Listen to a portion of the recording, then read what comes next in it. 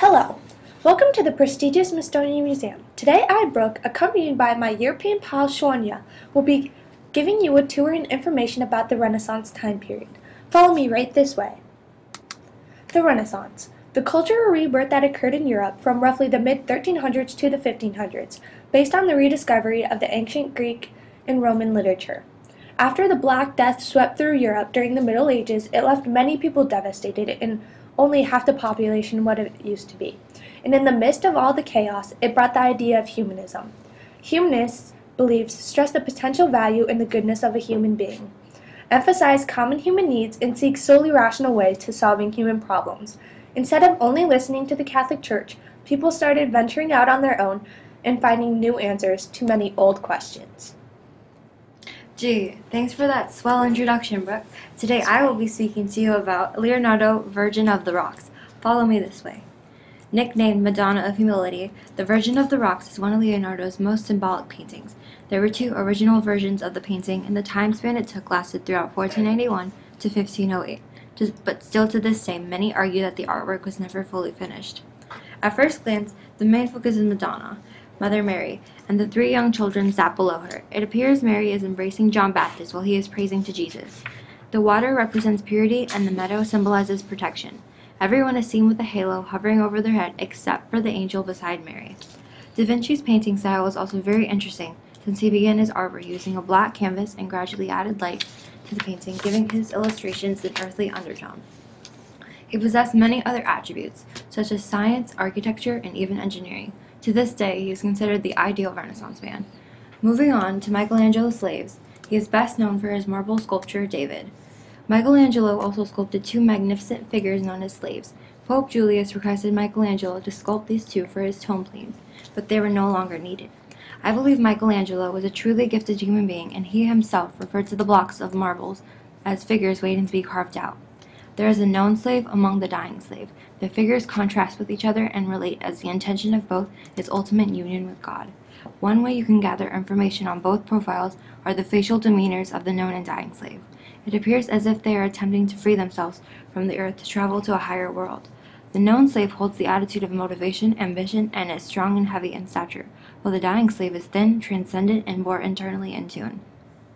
Comparing and contrasting is important, and I believe slaves is a perfect representation of this. Thank you, Shwanya.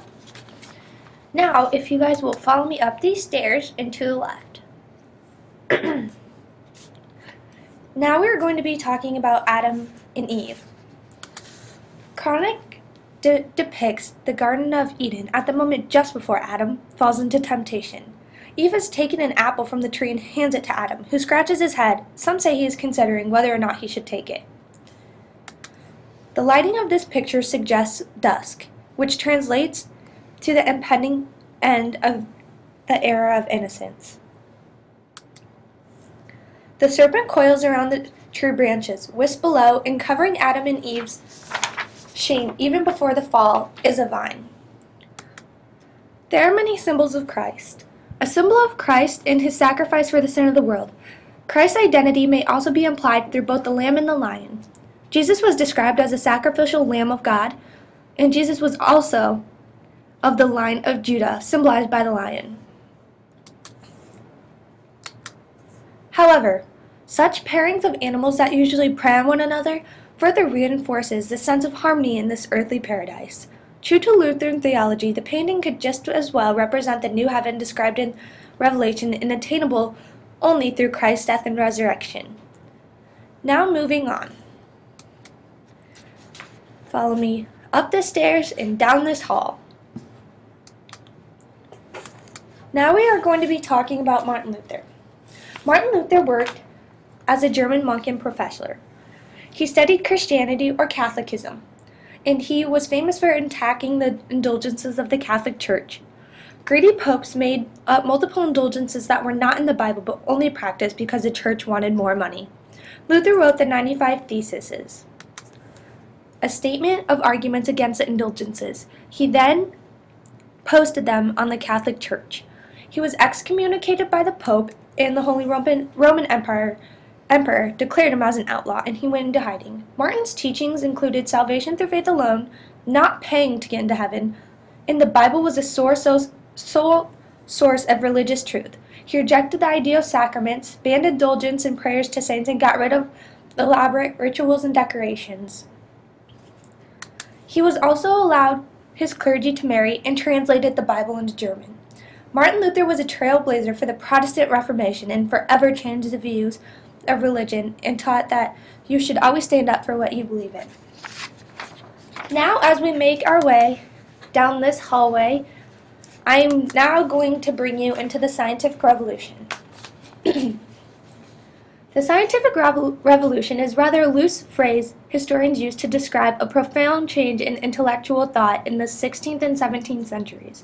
This change, along with the discovery of the New World and religious transformation of Europe, forms a dividing line between the medieval world and the early modern world. The New World and Reformation belonged mainly to the early 16th century. So in the sense of the scientific revolution, which belongs more to the 7th century, completes the change. Thank you for those exceptional explanations, Brooke. Born on December 25th, Isaac Newton contributed greatly to the scientific world with his discovery of the laws of motion and universal gravitation.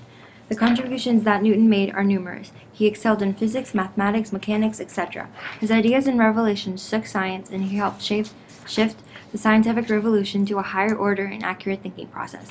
What makes him such an influential figure in science is not only his inventions/ideas, but his creativity and how he acquired them.